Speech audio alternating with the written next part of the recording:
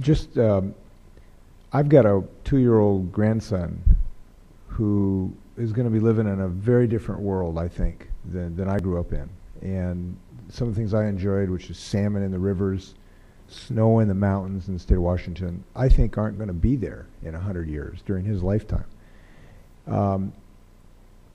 I just want to ask you, and yet there are people, many people in our country, who do not feel compelled to say we should do something about this or even recognize there's a problem. And given the extent of the science on this, that's very difficult for me to understand, given how clear the science is in this regard.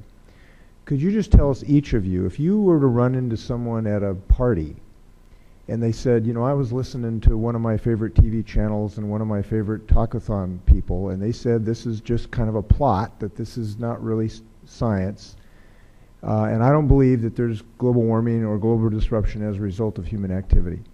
And you had, you know, 60 seconds with them. What would you tell that person? I've been asked that very question by another parent at my daughter's school, and my first response was to her, I said, well, why would I make this stuff up?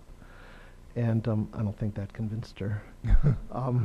And I would agree with Dr. Peterson in that the compelling evidence is that we look at so many different things, and there's a consistent story here. But I also might appeal to the first part of this committee's name, which is energy independence. It's not just about global warming. The nation has other